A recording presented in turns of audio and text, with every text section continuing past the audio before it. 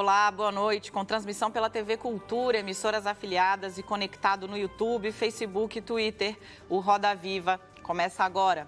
Um dos escritores mais lidos do mundo. Ele alcançou a marca de 20 milhões de cópias. Só no Brasil foram 1 milhão de livros vendidos. PhD em História, o homem que ocupa o centro do Roda Viva de hoje visitou em suas obras o passado, o presente e o futuro da humanidade. 3 de seus livros tentam explicar como o ser humano deixou de ser uma espécie com um impacto semelhante ao de uma água-viva para se tornar o animal que domina a Terra. Mas não é só. Agora, ele estabelece uma série de hipóteses pouco animadoras do que virá depois disso. No centro do Roda Viva desta noite, uma das mentes mais celebradas da atualidade, o professor Yuval Noah Harari. Professor de História da Universidade Hebraica de Jerusalém, completou o doutorado pela Universidade de Oxford, no Reino Unido. Autor de Sapiens, uma breve história da humanidade e 21 lições para o século XXI, entre outros livros, em suas palestras ao redor do mundo, responde a questões como a justiça no mundo atual, a história se divide entre mocinhos e bandidos, a maioria das pessoas sabe menos do que pensa que sabe. Para conversar com o Yuval Noah Harari, nós convidamos Célia Rosenblum, ela é editora de projetos especiais do jornal Valor Econômico. Raul Justiloures, ele é editor-chefe da revista Veja São Paulo. Paulo Saldiva, ele é médico patologista e diretor do Instituto de Estudos Avançados da USP. Cláudia Costinha, ela é diretora do Centro de Excelência e Inovação em Políticas Educacionais da Fundação Getúlio Vargas e colunista da Folha de São Paulo. Fernanda Diamante, ela é curadora da Flip e editora de ciência da revista 451. Todos nós contamos aqui ainda com o reforço, o olhar atentíssimo do nosso cartunista, Paulo Caruso. Professor, boa noite, bem-vindo ao Roda Viva. É um prazer recebê-lo aqui no nosso programa. Professor, o senhor tem falado muito sobre proteção de dados. O Brasil viveu uma eleição recentemente e hoje boa parte das discussões no país são pautadas pelas redes sociais, ou são influenciadas pelas redes sociais. A rejeição à imprensa e a narrativas baseadas em dados científicos virou uma marca da nossa fase. Qual é o futuro da desinformação nas redes? That's a big question. Nobody really knows. The future of data is maybe one of the most important political questions today in the world, because data is becoming the most important asset in the world. In ancient times, the most important asset was land, and politics was a struggle to control the land. And if too much of the land was concentrated in the hands of one person or a few persons, you go to dictatorship. Then in the last 2 centuries, machines and factories replaced land as the most important asset. Politics became the struggle to control the machines. And dictatorship happened when most of the machines and factories were concentrated in the hands of the government or of a small aristocracy. And now data is replacing machines as the most important asset, and politics becomes a struggle to control the data. Dictatorship now means the concentration or control of too much of the data flow by the government or by a few corporations, and we need to prevent that. We need to regulate the ownership of data, but we still don't know how to do it. We have thousands of years of experience regulating the ownership of land, and we have centuries of experience regulating the ownership of machines, but we don't really have experience in how to regulate the ownership of data, which is why I can't and nobody can predict what the data market would look like in 20 or 30 years. Antes de passar a palavra para os colegas, queria só fazer mais uma perguntinha. Qual é a responsabilidade que o senhor atribui às grandes empresas de tecnologia na disseminação de desinformação que está aí mexendo com a política, não só do Brasil, mas de diversos países, Estados Unidos, enfim? Qual é a responsabilidade que elas têm? They have a huge responsibility. They are the experts. They should know better than anybody else what are the potential dangers of the technologies they are developing, and they should be responsible. They should think not just about their profits and about their business model, but also about what they are doing to human society and the political system. But ultimately, it's not the responsibility of these corporations to regulate the technology. It's the responsibility of the political system and of the citizens, because these corporations, ultimately, they don't represent anybody. We didn't vote for them. They are not elected officials. So yes, they should act responsibly, that's for sure. But the ultimate responsibility is with the government and with the public who votes for the government. The problem here is that many people, including many politicians, don't understand the new technologies well enough, don't understand the potential for the future. And I would like to emphasize that really we haven't seen anything yet. All the recent scandals, like the Cambridge Analytica scandal in the United States and all these scandals, they are just the tip of the iceberg. The kind of technologies we are going to see in the next decade or two has potential to revolutionize society, the economic system, and the political system much more than that. So we need to educate the political system and the citizens about the potential. Perfeito. Fernanda Diamante, por favor. Obrigada pela presença, um prazer estar aqui, é uma alegria. Eu queria citar uma frase do seu livro 21 Lições para o Século XXI, que parece contraditória a princípio. Eu queria que você falasse um pouco dela, que é, vou falar em português, quanto maior é a potência da ciência, maior é a impotência da razão.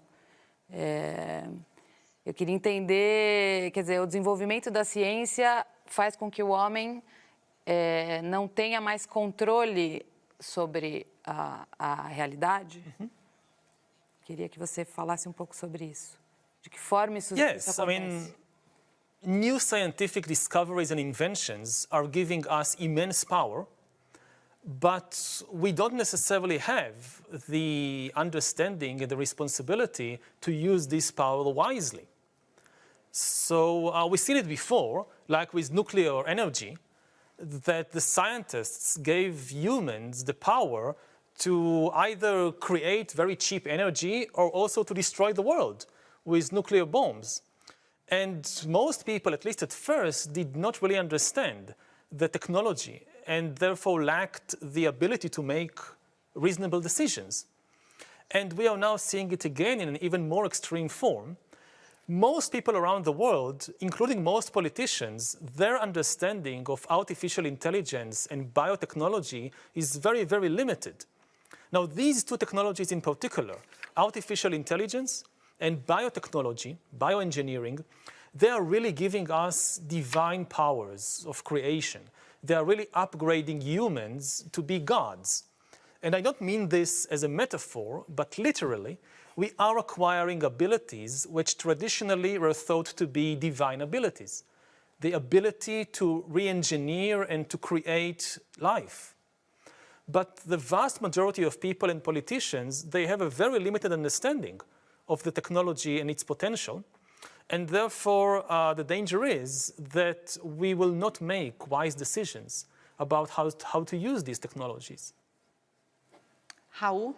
Professor Harari, esse clima da tecnologia de enfrentamento político, agora nos Estados Unidos, a candidata Elizabeth Warren e o Facebook do Mark Zuckerberg claramente estão demonstrando essa falta de confiança entre os dois lados. O senhor vê a possibilidade de a União Europeia ou o governo americano agirem como Theodore Roosevelt, há um século, contra a Standard Oil? A possibilidade aí de algum governo exigir a quebra desses oligopólios, a fragmentação dessas empresas que têm tanto poder? Potentially, yes. It depends on two things. First of all, it's on the political will and ability to do it. But there is something more difficult with breaking the monopoly of the giant data companies and information technology companies. If you're talking about, let's say, car manufacturing, and you have, say, one company controlling the whole market of car manufacturing, technically, it's not so difficult to split this one giant monopoly into, say, 5 companies, each controlling 20% of the car manufacturing market. It's difficult politically, but technically it's easy. With information technology, it's not like that, because the nature of information technology actually encourages a monopoly. If you think about social media, for example, like Facebook, then everybody wants to be where everybody else is. The big advantage of Facebook, compared to its potential competitors, is not necessarily that it has the best technology or the best services. The big advantage is that everybody else is already there. So I also want to be there. If you have a social media system with 1 billion people, and you have another social media system with just 10 million people, everybody would like to be with the 1 billion. Now, if you take Facebook and split it in 2, then again, it will be a very unstable situation, because if you have, say, 5 social media companies, each with 20% of the market, and then one gets a slight advantage, then again, everybody will move there, because I want to be with all my friends in the same place. I don't want to be with just 20% of my friends in one social network, and then the rest of the friends, they are on a different network. So built into the technology, there is this tendency to monopoly. And it's the same with like data mining. So the more data is concentrated in one place, the better your statistics, the better your predictions. So again, there is this tendency towards monopoly. Think, for example, about, I don't know, medical records. Let's say you have one big company which accumulates more and more medical records about everybody. Then it can make better and better predictions about my medical situation and what drugs I should take or what treatments I should take. Now, if you break this company into 10 small companies, each with just 10% of the market, their predictions, their analysis will be worse than if all the data is in the hands of just one big giant company. And if you think about it from a global perspective, you have an even bigger problem. Let's say in the US or the European market, you break the medical market of data into a lot of small companies.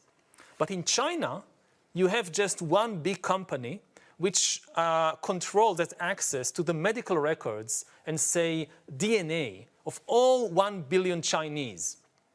Now, if you have a company which has access to the records of 1 billion people, and its competitor in the US has access only to 50 million people, then obviously the 1 billion people company will have far better data and statistics. And then if I want to have information about my own medical situation, I would obviously go to the Chinese and not to these small European or American companies. And the only result will be that the Chinese will take over not just China, but all the world. So there are ways to deal with that, but it's difficult. When we're talking about breaking monopoly in the data market, we should always remember that it's much more tricky than breaking monopolies in car manufacturing or oil or anything else, because the nature of data technology often encourages monopoly of data. Cláudia Costin. Olá, professor Harari, um prazer interagir com o senhor. A minha pergunta é a seguinte: o senhor fala muito nos seus livros do advento da inteligência artificial e da automação acelerada, que vai extinguir muitos postos de trabalho, eventualmente aumentar a desigualdade, porque novos postos serão criados, mas não para as mesmas competências. Nesse sentido, eu queria lhe perguntar que sugestões o senhor traria para a educação das novas gerações para poderem conviver com esse novo mundo. Well, the basic insight or assumption when we approach the question of education is that for the first time in history, we have no idea what the job market would look like in 30 years and what skills people will need. Throughout history, it was always difficult to predict the future, of course, what will happen in politics and so forth. But with regard to the basic skills people will need, change was much more slow. So you knew what to teach the next generation. But now we have no idea what skills people will need in 2040 or 2050. The only thing we are certain about is that they will need to keep learning and keep reinventing themselves throughout their lives. It's not that you learn a profession in your 20s and then you work in that profession for your whole life. No, you will have to change again and again. So the most important thing is how to teach people flexibility, how to teach people to keep learning and keep changing throughout their lives. And this is extremely important and extremely difficult because change is stressful, and especially beyond a certain age, people don't like to keep changing again and again. But in the 21st century, it will be a necessity. So this is one key insight, that you shouldn't focus on a particular skill, like, okay, let's teach people how to code computers, or let's teach people Chinese. No, we need to teach people how to be mentally flexible. The other key issue is that we need to think globally again, because there is going to be a huge difference between different countries. Because of the changes in the job market, people will need to keep learning throughout their lives. The big issue will not be the disappearance of jobs. There will be new jobs. The big issue is retraining. Now, rich countries will have the resources to retrain their workforce. But poor countries may lack these resources. And the consequence might be that the automation revolution will benefit the rich countries, which are already rich, while completely ruining the poorer countries. In the 20th century, the big advantage of poor countries was cheap labor. The ticket to how to advance your economy if you're a poor country, unless you have lots of oil or something, is cheap labor. But cheap labor will not be so important in the 21st century, because this is the easiest things to replace. And then the question is, so what will the poor countries do? If we don't build a global safety net, what we will see is the automation revolution creating immense wealth in some countries, like China and the USA, which are leading the automation revolution, and completely ruining the economies of developing countries which cannot retrain their workforce fast enough and don't benefit from the AI revolution. Célia? Boa noite, professor.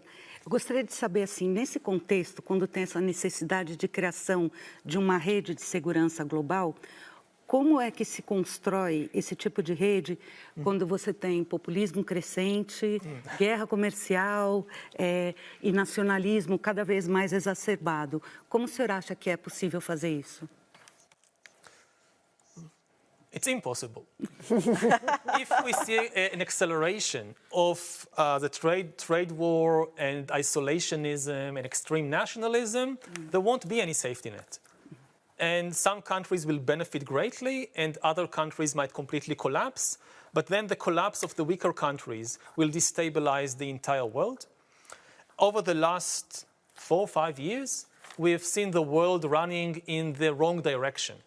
Exactly when we need greater global cooperation, what we are seeing is greater tensions, and some of the most powerful countries in the world, which should be responsible, take responsibility, they are actually the ones, like the United States, which are destabilizing the global system. I don't think that the problem is nationalism. I think the problem is a misunderstanding of nationalism. In itself, nationalism is a wonderful thing. What we need to remember is that nationalism is not about hating foreigners. Nationalism is about loving your compatriots. And therefore, there is no contradiction between nationalism and globalism. In the 21st century, in order to really protect the safety and prosperity of your compatriots, of the people in your nation, you have to cooperate with foreigners, both in the economic field, also with regard to climate change, also with regard to dangerous technologies, from nuclear weapons to killer robots. We need, if you're a good nationalist in the 21st century, you have to be a globalist. Because the only way you can protect the people in your country is by cooperating with people in other countries. Unfortunately, there is this misunderstanding that some politicians also spread, that nationalism is about hating foreigners and hating minorities. So to prove that I'm a big nationalist, I would spread hatred against others. And we need to correct this mistake. If you're a good nationalist, show this by taking care of your compatriots, for example, by paying your taxes and not taking bribes. This is a good nationalist. It has nothing to do with hating people. Dr. Paulo. Professor Harari, um prazer falar com você. Quando, no iluminismo, Descartes imaginava que a ciência iria salvar a humanidade. Ele pensava a ciência como um common, e hoje ela é uma commodity. Tanto do ponto de vista do acesso, como médico, por exemplo, a gente tem que decidir se nós vamos cuidar de quem precisa ou de quem mais pode contribuir, justamente porque as grandes corporações vão visar o lucro. E assim com a informação. Um caçador-coletor, o Facebook era uma fogueira onde se reuniam as pessoas no entorno, e agora você usa essa informação como uma commodity. O senhor fala de princípios de criação de mecanismos de proteção global. O senhor acha isso possível? Eu queria uma questão, uma declaração assim. O senhor não terá meios objetivos de responder, mas o senhor acredita que nós, seres humanos, da forma como nós estamos cada um voltados para si mesmo, teremos esse movimento? It's possible, but very difficult and not inevitable. I don't know what the chances are. But humans today cooperate globally far better than in any previous time in history. You look at the global trade network, so you've seen nothing like that previously in history. You see the way that humans, we have nuclear weapons for 70 years now, and we have managed to avoid so far a nuclear war, and actually the last 70 years, partly because of the threat of nuclear weapons, have been the most peaceful era in human history. Now, still wars. I come from Israel. I know this perfectly well. But compared to any previous time in history, we are still in the most peaceful era. Today in the world, and you probably also know it from your own work, sugar is now more dangerous than gunpowder. Many more people die from diabetes and from overeating and things like that than they die from human violence. That's an amazing achievement.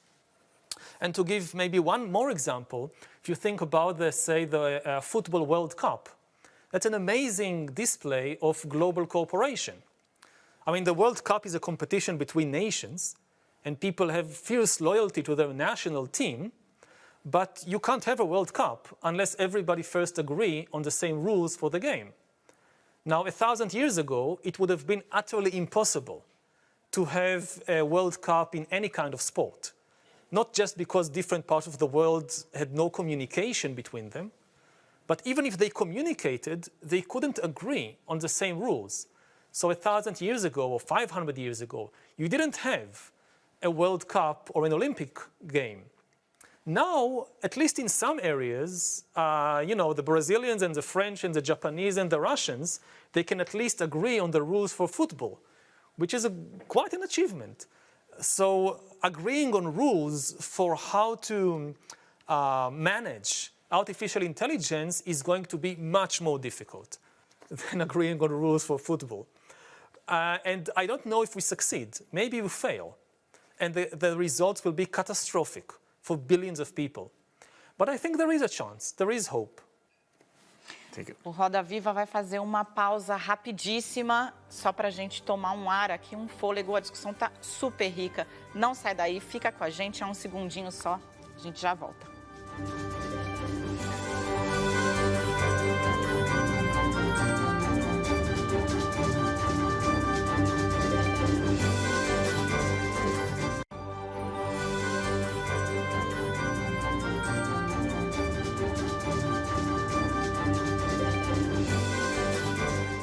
Roda Viva está de volta com o escritor Yuval Noah Harari.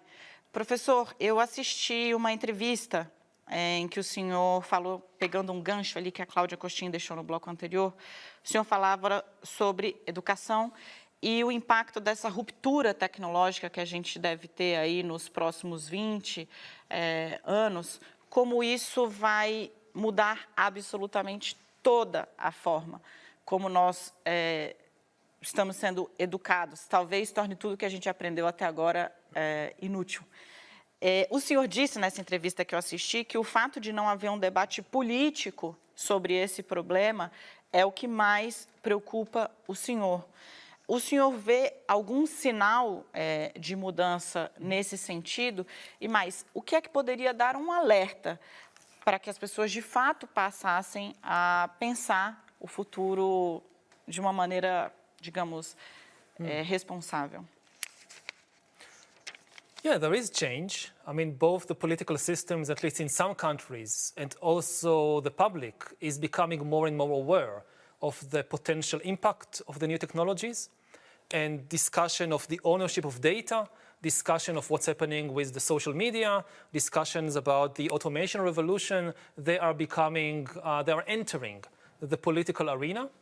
Maybe not enough, because the time we have to deal with these issues is very short, but there are positive signs that people are noticing that this is very important and this should be a major issue in the political debates.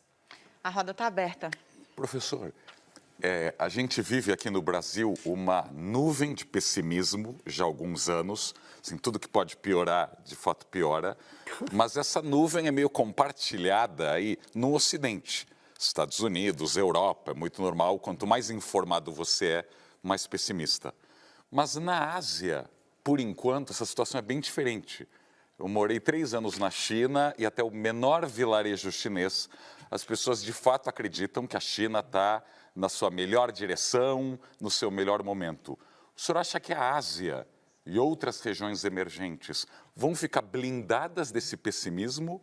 Ou o senhor vê esse mesmo mal-estar com tecnologia, com o futuro do emprego, chegando na Ásia? I think that the division, say, between Asia and the West is not the right divisions. There are countries in both areas which will benefit from the coming technological revolutions, and there are countries in both areas which will lose a lot. So I think that the division, like Asia, the West, or Asia, America, is the less relevant. Also about optimism and pessimism, very often the images that people have in their minds are very different from the reality. They are not necessarily influenced or shaped only by objective conditions. They are also shaped by expectations. Now, what we have been seeing throughout history, and especially in the last few generations, is that the objective conditions of most humans have improved dramatically. Even in countries like Brazil, if you think about the last 30 years or 50 years, there are so many problems, but yet, from an objective perspective, there has been great progress over the last few decades. Nevertheless, the feeling of people, how satisfied they are, doesn't depend on the objective conditions. It depends on their expectations. And we have seen it throughout history that when conditions improve, expectations increase.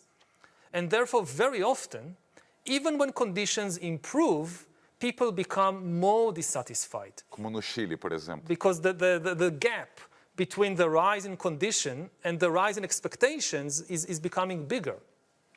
And very often it happens that after a period of, you have a period of growth, and then people have lots and lots of more and more expectations, and no growth is forever. Not in Brazil, not in Japan, not in China. And then when you hit a break, the gap, your expectations continue to inflate, but the conditions no longer improve, or no longer improve so fast, and then there is a crisis. And if you look also at China, China has had a very good period economically since the late 1970s. For 40 years, the Chinese model have worked very well economically, but it never had to deal with a serious crisis. The big question mark over the Chinese model is how will it deal with a major crisis? If you look at the American model, so the great advantage of the American model, even today, compared with China, is that the American model is much older, and it has managed to survive and overcome and improve itself through several cycles of crisis and regeneration. With the Chinese model, we don't have yet an actual example of how it deals with a major crisis, and crisis is inevitable. It can't be that it will just be for decades and decades going on without any crisis. And we'll wait and see. Of course, it will have repercussions all over the world. If China hits an economic crisis or an ecological crisis, and it slows down the economy further and there is political turmoil, it will have repercussions all over the world. It's one of the big question marks over the global system. Even more generally, I would say that the last big economic and financial crisis the world had was in 2008. And despite all the difficulties in 2008, the major powers of the world worked together effectively to prevent the worst outcome. If a crisis like the 2008 crisis erupts tomorrow, and it can erupt tomorrow, any day now, maybe right now, maybe our phones are on silent, but maybe your phone is now full of messages that this bank has collapsed and that bank, maybe. And if it happens now, there is no global cooperation like in 2008. If we have the same kind of crisis like in 2008, we might be seeing a complete financial meltdown because we lack the necessary global trust and cooperation that we had in 2008 to deal with it. Professor Harari, construindo em cima do que o meu colega de bancada colocou, o futuro aparece em todos os seus livros como potencialmente trágico. E eu fico pensando nas políticas públicas que poderiam enfrentar essa questão. O senhor falou há pouco da possibilidade de concertação global para resolver os problemas, mas políticas públicas nacionais podem ser também relevantes e, infelizmente, nas eleições, nas recentes eleições mundiais, o Brasil, infelizmente, não é exceção, nós não discutimos o suficiente políticas públicas, discutimos defeitos de adversários. Que políticas públicas poderiam ser importantes para evitar um futuro trágico? Well, again, it depends on the country we are talking about, but there are three main issues. I mean, the first issue is to regulate the most dangerous technologies. And this ranges from the development of new kinds of weapons, like autonomous weapon systems, killer robots, that some countries around the world are developing, to regulating surveillance systems to prevent the creation of digital dictatorships that follow everybody all the time. And this is a danger in every country. I mean, even countries that lack a sophisticated high-tech sector of their own every government in the world today faces the temptation of buying sophisticated surveillance technology from the major players like China and the USA, and creating a surveillance regime to monitor the citizens. And we can see in the next 10 or 20 years the rise of such digital dictatorships based on digital surveillance technology that follow everybody all the time. We can see this happening not just in the most developed countries, but even in some of the most backward countries around the world. In Africa, in the Middle East, we can see the creation of these digital dictatorships. So we need to regulate to prevent that. And so one issue is regulation, which every country should do about itself. The second issue is education, what we talked about earlier. And the third issue is global trust and cooperation, because to deal with the most important issues, most countries will not be able to do it by themselves. Most countries, they don't have the resources, and they are too vulnerable to outside influences. For if you think about the automation revolution, so let's say that your country, you live in a country where many people still make a living from cheap manual labor. There are textile workers and things like that. Now, the government can have rules, laws that protect the jobs in the textile industry from automation. But this will not be helpful at all if automation means that it's now cheaper to produce textile in the United States or in Germany than it is in Honduras or in Bangladesh. So if technology will reach a point when it's cheaper to produce my shirt in California than in Honduras, there is nothing the Honduran government can do about it. But to save the economy from collapsing, and this will have, if it collapses, it has repercussions for the entire regions, then we need to build this global safety net. That to some of the enormous profits, I mean, automation will result in enormous profits, but we need to prevent these profits from being concentrated in only a few countries. We need a mechanism that the enormous profits in California somehow are used to protect and to better the situation of also people in Honduras. And for that, we need global cooperation. And at present, we are, of course, running in the opposite direction.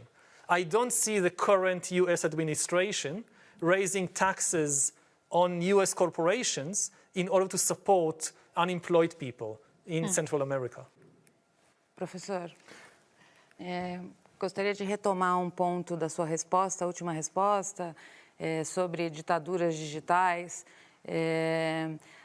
As redes sociais também aproximaram minorias no Brasil muito que conseguiram se conectar de alguma forma através das redes e dos grupos.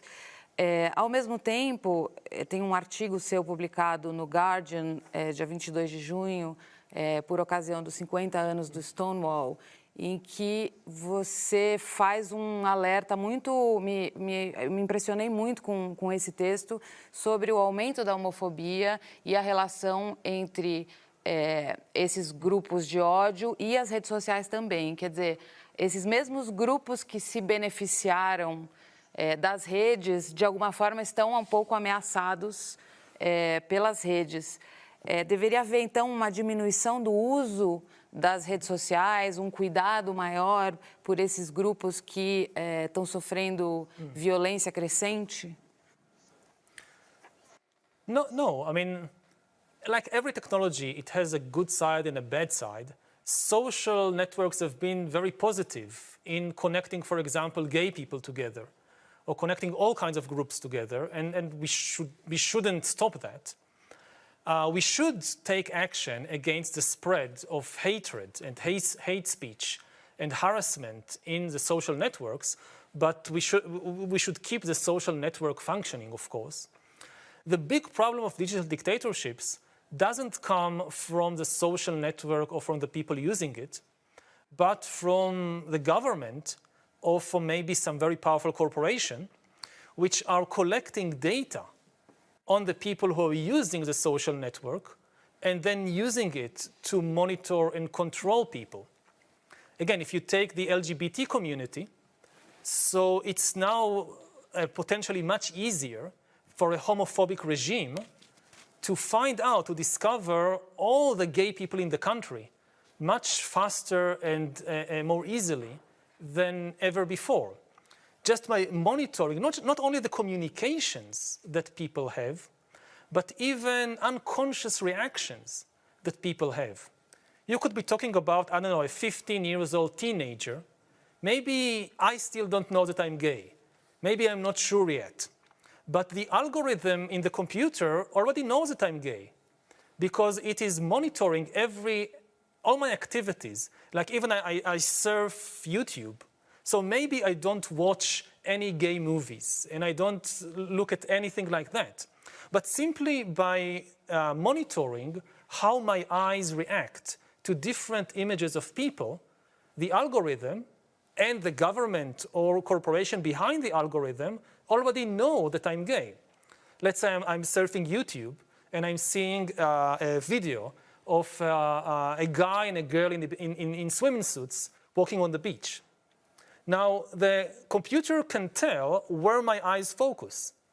If my eyes focus more on the guy rather than the girl, and it happens repeatedly, so the algorithm already knows, oh, he's gay. And this can be used by corporations to sell me stuff. For instance, the corporation that wants to sell me anything, and it has two versions of a commercial, one with a shirtless guy and one with the girl in a bikini. It knows to show me the advertisement with the shirtless guy. And maybe I still don't know, maybe I'm still not sure that I'm gay, but they already know it and use it against me. And that's relatively benign. But if, for example, if you think about a country like Iran, which has the death penalty for homosexuality, so the Iranian police or the Iranian government could catch gay teenagers just by these kind of monitoring systems with terrible consequences. So we are reaching a point when the combination of information technology and biotechnology is important to understand what's happening in your brain, in your body. When you combine the two, you get a technology to monitor everybody all the time, which was never possible before. If you think about the dictatorships of the 20th century, so if you live in the USSR in the time of Stalin, so the secret police cannot follow everybody all the time. It's just impossible. But in 10 years, some people in the world, billions of people, might be living in a digital dictatorship when not just everything they do, but even everything they feel is constantly monitored. Just think about, I don't know, North Korea in 10 years, when everybody has to wear a biometric bracelet which monitors your blood pressure, your heartbeat, your level of adrenaline in the blood, things like that. And you watch on television at your home or maybe in school a speech by the big leader, and they monitor your blood pressure and your brain activity. And if they start seeing signs of anger, they know, maybe I'm clapping and I'm forcing myself to smile, but they know, no, he's angry. And tomorrow morning I'm in some gulag or something.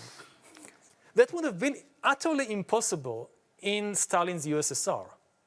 But it is becoming possible with the new technology of the 21st century. Nossa Senhora. Paulo e depois a Célia. Célia, por favor. Obrigada, Paulo.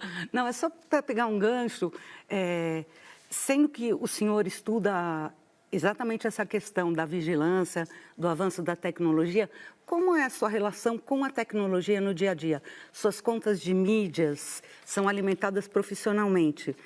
Parece que o senhor não tem um celular, é isso? Então, é desconfiança. Como é que o senhor lida com a tecnologia? Na sua vida, né? I think that with every technology, you need to make sure that you are using it instead of being used by it. I don't avoid the new technology. It can be very helpful. And I use social media and so forth. But I try to be very mindful and use technology for my purposes without being controlled and enslaved by it. With smartphone, it's a bit more tricky. I don't have a smartphone, but my husband carries a smartphone. So I'm actually burdening him with all the difficulties of the smartphone. So, you know, it's the new status symbol. If you're really, really important, the new status symbol is that you don't have a smartphone.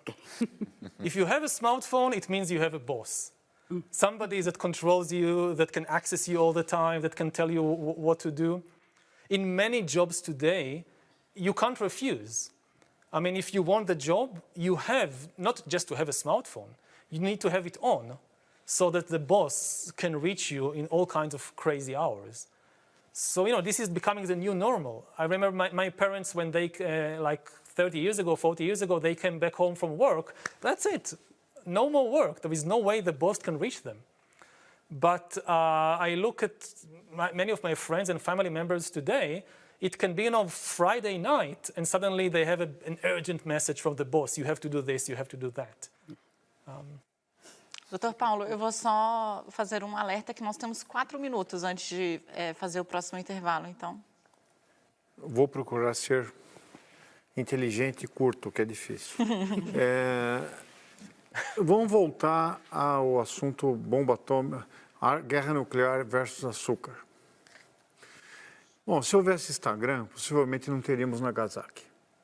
A visão de uma cidade de Hiroshima destruída seria impeditiva do lançamento da guerra nuclear. Então, aí foi o lado bom. Mas o açúcar, né?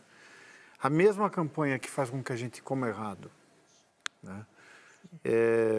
Melhor saúde coronariana é de tsunamis, caçadores-coletores da Bolívia, que andam, não comem açúcar, comida processada, e também tem algumas tênias que roubam a gordura dele. A mesma tecnologia, no caso, ela pode ser usada para regular estados, mas não empresas e consumos, empresas globais. Existiria, então, a necessidade de um código de ética para a empresa? Nós não temos uma ONU das empresas. Haveria, então, que ter uma regulação ética dessas empresas? Yeah, we certainly need regulations for the companies, but again, it always comes also back to the public and the government.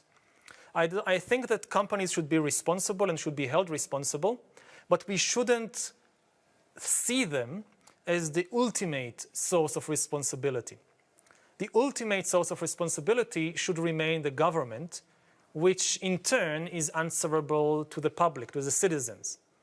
So yes, companies should think hard about what they are doing and how they earn their money, and they should stop harmful practices. But ultimately, it's the job of the government to make sure that the companies are not harming us. And maybe the worst things that companies do is not this particular practice or that particular system. The worst thing they do is that they try to subvert the political system itself. Yes. Companies that don't want to be regulated, like, I don't know, I'm not sure about that, but just a hypothetical example. Like if you are the owner of some big food company, which makes a lot of money from selling sugar drinks and processed food maybe to schools, you don't want to be regulated. You don't want the government passing a law or the parliament passing a law that at least in schools, students should get healthy food. And they shouldn't sell sugary drinks in school or something like that. So part of your profits go to paying politicians contributions for their election funds and whatever, and then you demand in return that they don't pass such laws and regulations. This is the worst practice that many companies around the world have, and this is the first responsibility of the companies to stop doing that. O Roda Viva faz mais rapidíssimo intervalo e volta com mais conversa com o professor, o escritor Yuval Noah Harari. Há um segundinho, fica com a gente.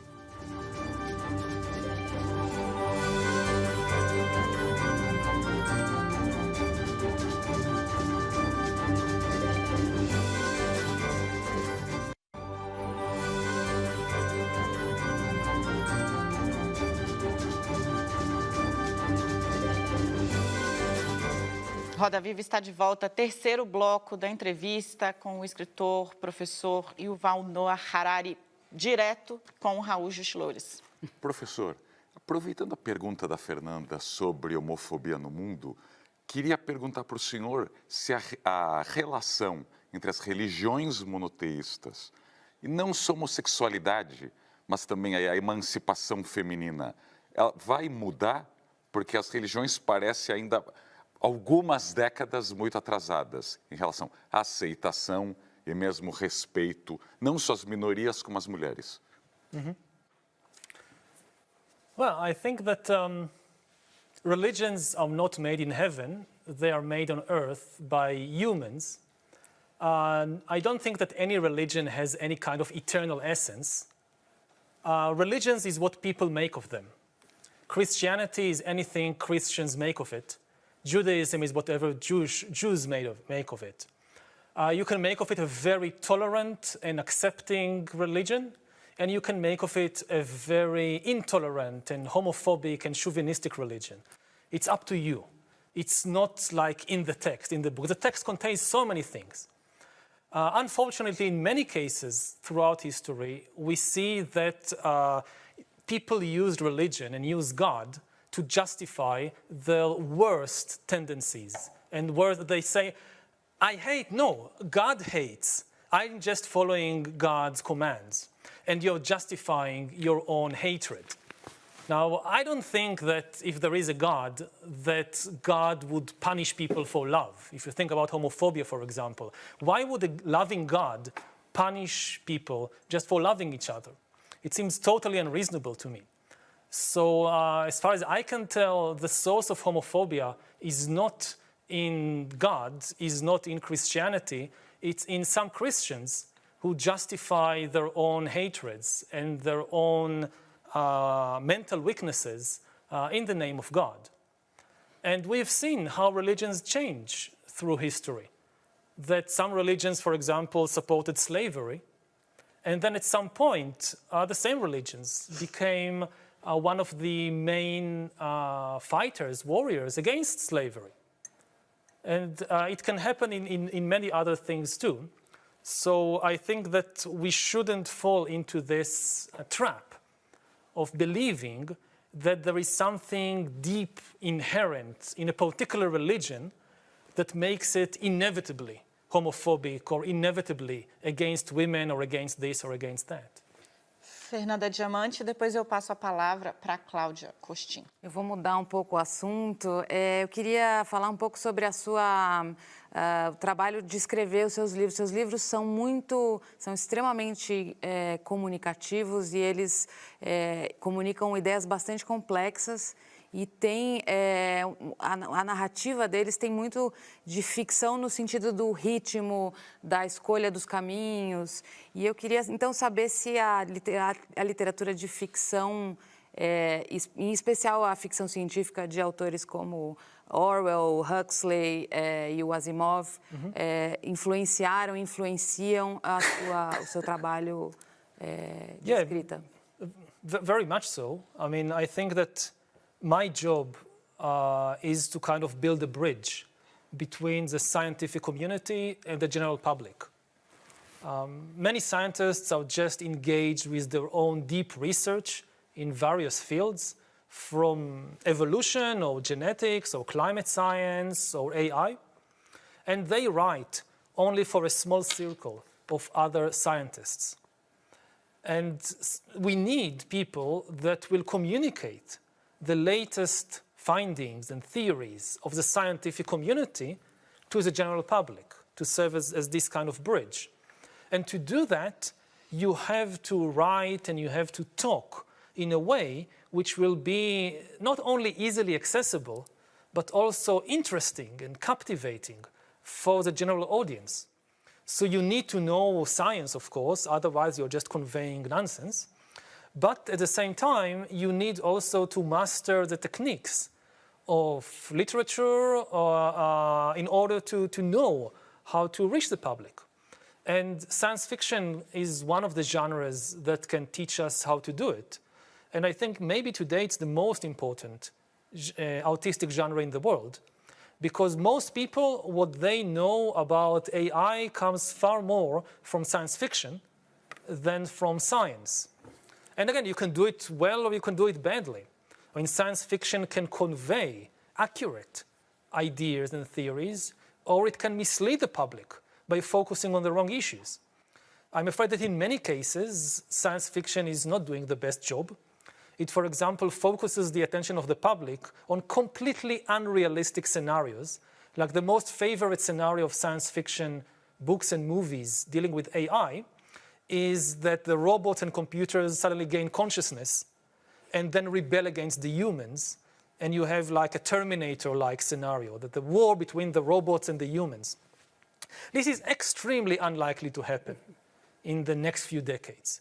There is no indication that robots or computers are anywhere on the road to gaining consciousness and rebelling against us.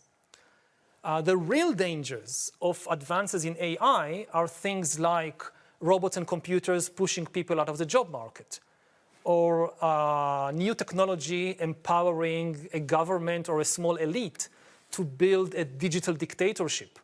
The robots are not evil, they don't rebel, they do exactly what the government tells them to do, but the government is evil, and the government is telling them to spy on everybody and to control everybody, and the problem is that the robots never rebel.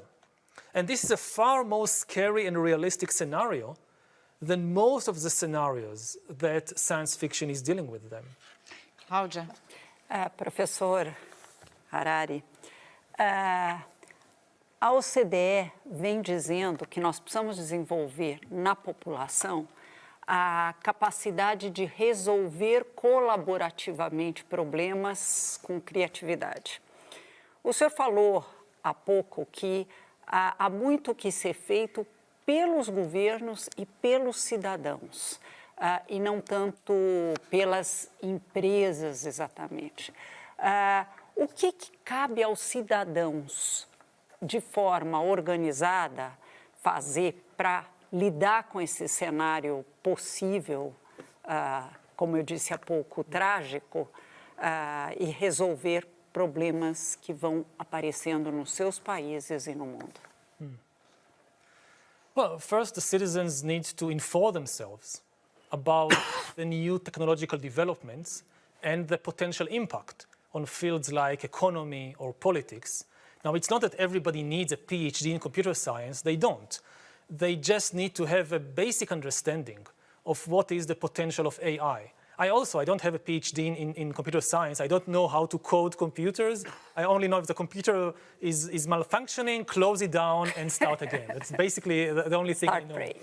But to understand what AI might do to economics or to politics, you don't need a PhD. So that's the first thing, to educate yourself about, and it's important for everybody. Some people say, no, I'm too poor, I have other issues, that's not my priority. But it's going to have an impact on everybody, and actually on the poor even more than on the rich. If you don't educate yourself and you just allow other people to make decisions for you, it doesn't mean you'll not be affected. It just means you have no control over the future of yourself and your children. But of course, just educating yourself is not enough. Then you need to organize yourself with other people to make a political change. Now, I don't think that individual action can do that.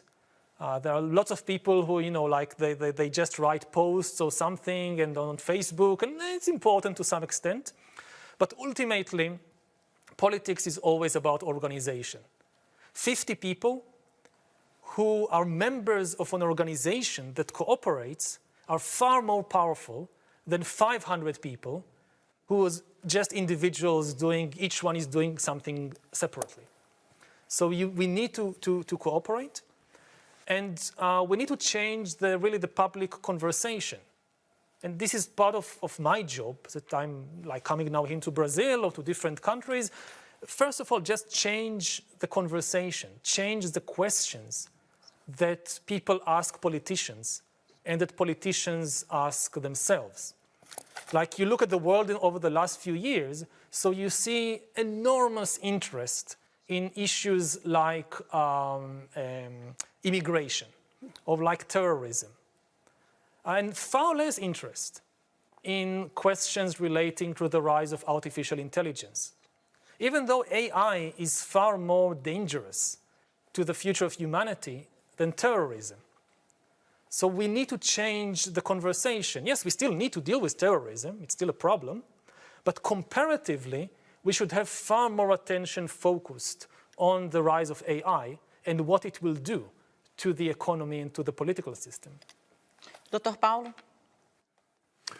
Professor, we are talking about... Português. Desculpe.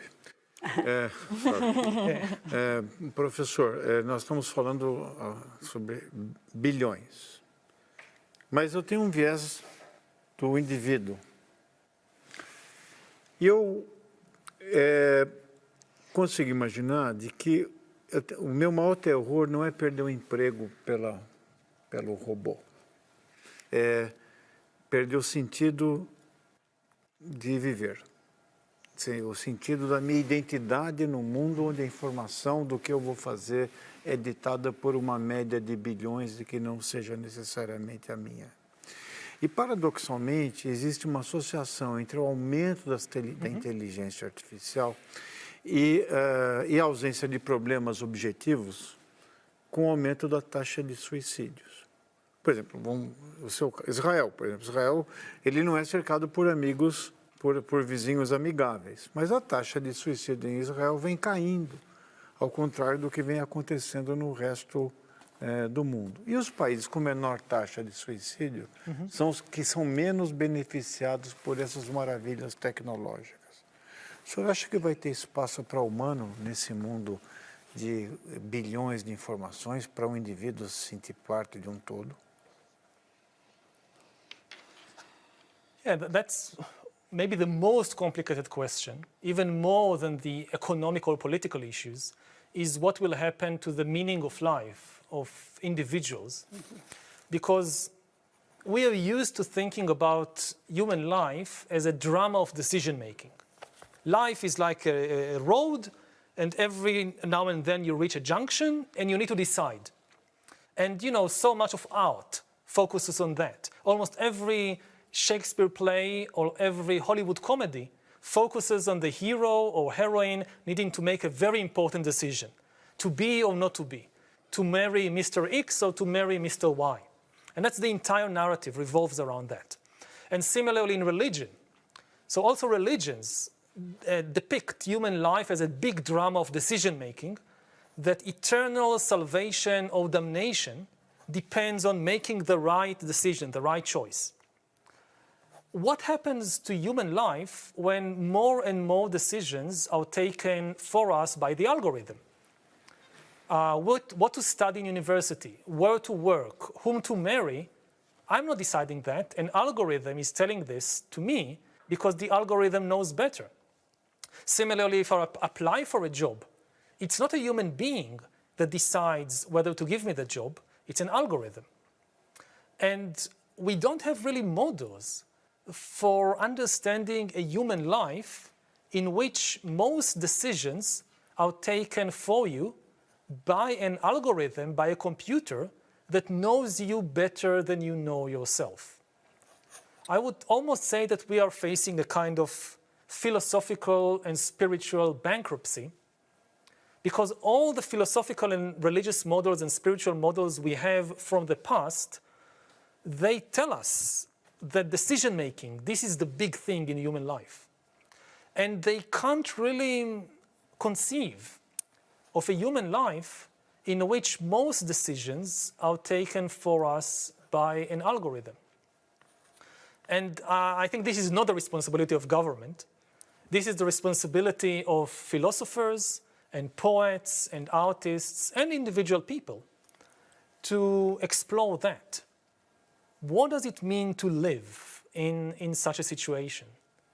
And we need a kind of almost philosophical revolution or spiritual revolution to deal with this kind of unprecedented development.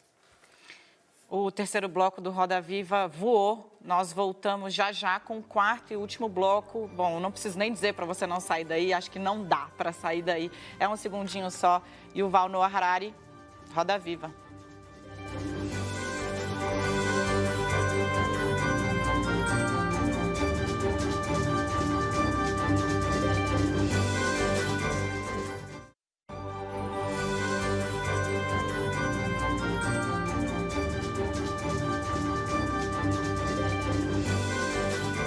Nós estamos de volta, último bloco da entrevista com o professor e escritor Yuval Noah Harari.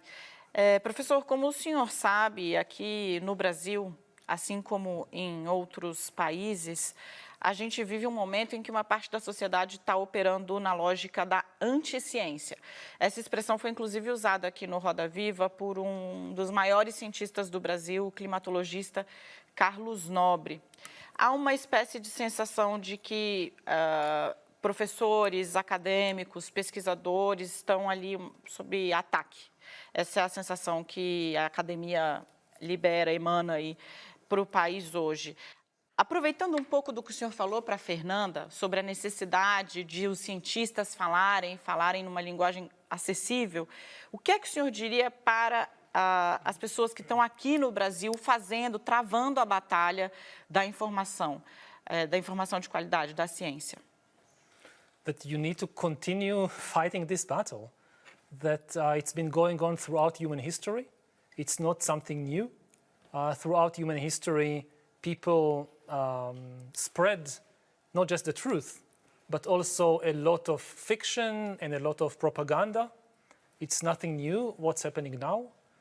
The situation now is actually much better than it was throughout history.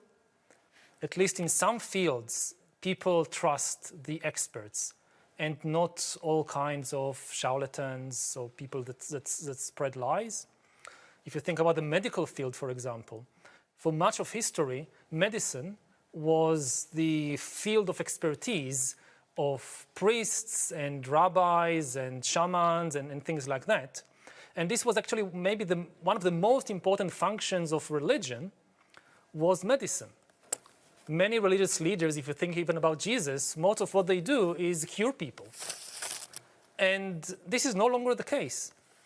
The responsibility for medicine has shifted in most of the world from religious leaders to doctors. And even the religious people, when they're sick, they go to the doctor. They don't go to the priest. Maybe the doctor says there is nothing to do. Then they say, okay, let's pray. I mean, there is nothing else to do, let's pray. It can't harm.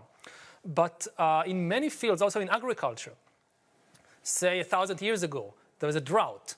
So what do? You go to the priest and you pray. What do you do now when there is a drought? You don't go to the priest. You go to the engineer. Okay, let's desalinize seawater. Let's build a dam over a river and divert water. All kinds of solutions. But the solutions don't come from praying. They come from science. They come from technology. And we have seen this shift in more and more fields.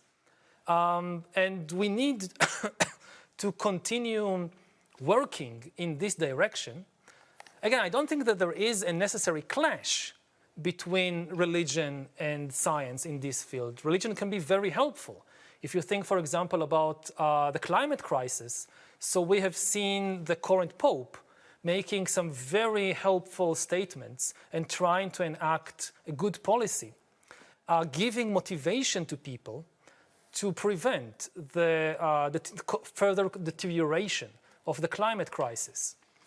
So it's not, I don't think we should frame it as a kind of battle between science and religion. Ideally, it should be a cooperation when science provides us with the facts of the matter. This is the responsibility of scientists to tell us what is happening.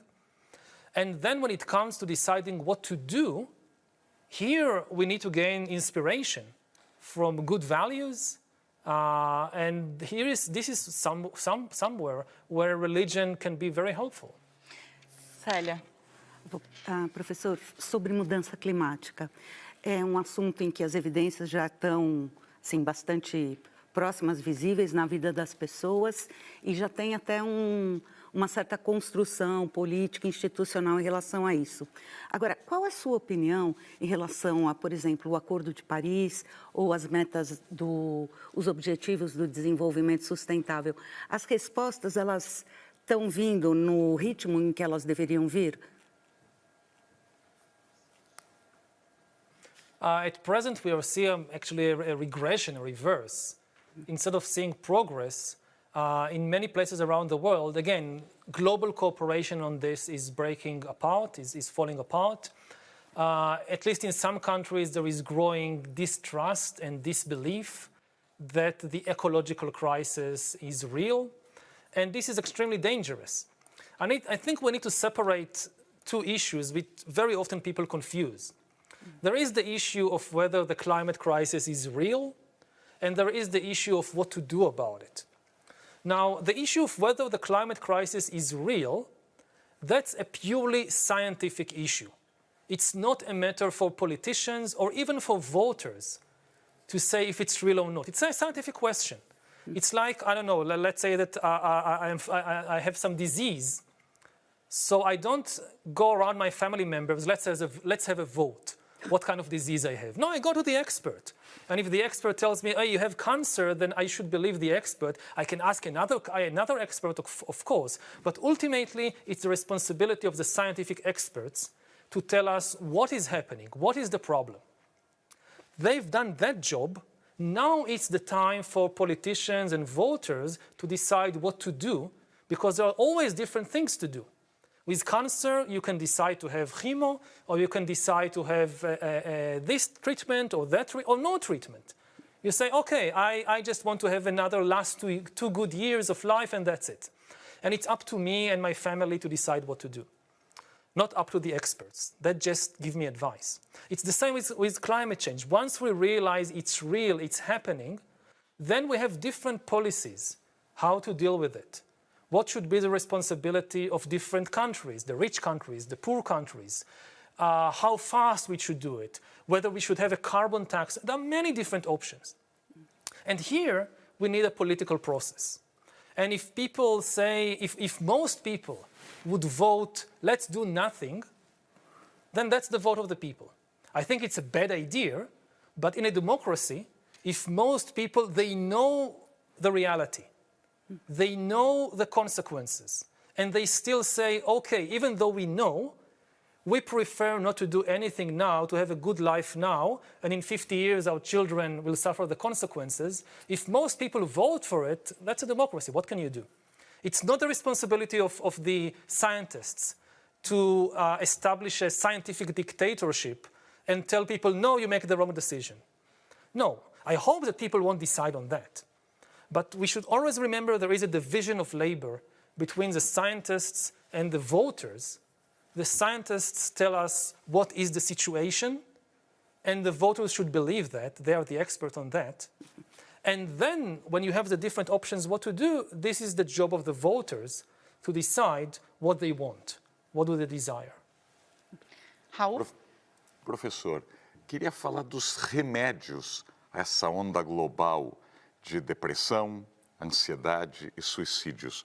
O senhor podia contar um pouquinho sobre a sua experiência com a meditação, o que mudou na sua vida, e se o senhor acha que drogas hoje legais, como a maconha nos Estados Unidos, vão ser cada vez mais aceitas por sociedades que proibiam até há pouco. Ou seja, não só a maconha, mas um exemplo, porque nos Estados Unidos, cada referendo que aparece, ela acaba sendo aprovada.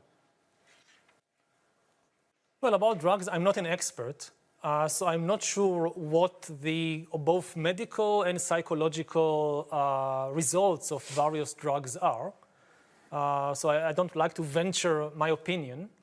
I think we should ask the experts, and we should make, again, a political decision in the end, whether to legalize certain drugs or not, according to the facts about the impact of these various drugs.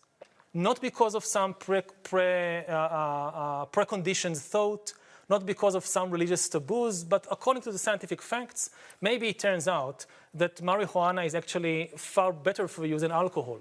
So why do we have a ban on alcohol, and why we allow alcohol and we have a ban on marijuana? It doesn't make sense.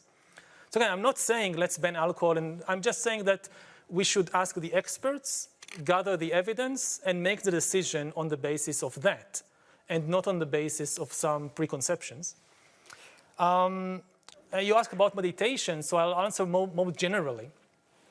That especially today, it's very important to get to know yourself better because you now have all these corporations and governments that are trying to hack you, to monitor, to get to know you better, and exploit your own mental weaknesses against you. Now, get to know yourself is a very old advice. It's what spiritual leaders throughout history told people. This is what Buddha and Jesus and Socrates told people thousands of years ago. Get to know yourself better. But previously, you didn't have competition. If you neglected to make the effort to understand your own mind, nobody outside you could look inside you. So the urgency was less. Now it's very urgent. You have all these corporations and governments getting inside your head, understanding you better than you understand yourself, and you need to stay ahead of them. You need to know yourself, and especially know your own mental weaknesses better than the government or Facebook or Amazon knows you. And this can be done in various ways. Some people go to therapy, some people do sports, they go hiking in the mountains, some people do meditation. I do meditation. I do Vipassana meditation. I meditate every day for 2 hours. I go every year for a long retreat of 30 days or 60 days to really get to know myself better, understand my mind, understand my own weaknesses, understand the deep sources of my misery, of my decisions in life. And I think it's now more important than ever before for people to take up some such practice. Again, whatever works for you. If it's not meditation, if it's sports, then invest in it. But remember, it's the one thing you cannot outsource to somebody else. If you're, say, the CEO of a multi-billion-dollar company, and you're so busy, like every hour of yours is worth $1 billion, and you give everything to somebody else to do for you, this is something you can't give for somebody else to do for you. The only person that can really explore your own mind for you is yourself. So I would encourage everybody, from the poorest person to the richest person, in the 21st century, you need to get to know yourself better. Nós temos 3 minutos para encerrar o programa, então eu vou fazer uma proposta. Cláudia e Fernanda fazem a pergunta e o professor responde de uma vez só. Pode ser, professor? I'll do it short. Ok, obrigada. Bom, professor, o senhor é um historiador. E há um certo descrédito hoje em alguns governos ou em algumas correntes de pensamento em relação às ciências humanas. Eu gostaria que o senhor falasse um pouco sobre a experiência de ser historiador e sobre a urgência de se pensar historicamente hoje. Perfeito. Fernanda? Eu queria, na verdade, completar a última pergunta. Queria saber se você... 2 dos seus livros favoritos de ficção e de ficção científica e saber por que as pessoas são tão apaixonadas por você no Vale do Silício, que é justamente um dos pontos centrais da sua crítica. E será que eles entendem o que você fala? Well, I'll try to answer briefly. I think they're interested because they understand they have enormous power in their hands and they are not sure what to do with it. And they are realizing they have made some problematic decisions. And, most of them are engineers. They have no background or mathematicians. They don't have a deep background in history, in philosophy, in social sciences. And this also goes to your question. And our problem now is not the technology. It's the humans. Technology gives us immense power, but it's still up to us to decide what to do with it. And this is the job of the social sciences and the humanities. I think that today philosophers are more important than any previous time in history because many philosophical questions that for thousands of years were just theoretical questions, they are now becoming practical questions. Questions about the meaning of life, questions about free will, whether it exists or not, they are now very practical questions. So the people in Silicon Valley, they realize they need the philosophers and the historians. And I think also the people in the humanities and social sciences, they should realize they have an enormous responsibility now, and to fulfill that responsibility, they need to understand the technology better. Philosophers shouldn't be afraid of AI or of genetics. They should engage with it more. Now, about science fiction, so maybe my favorite book is Brave New World by Aldous Huxley, which is still, I think, the most prophetic book of the 20th century. Instead of another book, I'll recommend a TV series. I think that Black Mirror is maybe the best science fiction TV show of the last year. I mean, some chapters are better, some worse, but overall it's very imaginative and fresh and very responsible. They explore, at least in some of the chapters, very realistic scenarios. So I would end by saying that I think it's now extremely important for the humanities and the natural sciences and computer sciences to work together, because only by working together we can take responsible decisions about what to do with AI and bioengineering.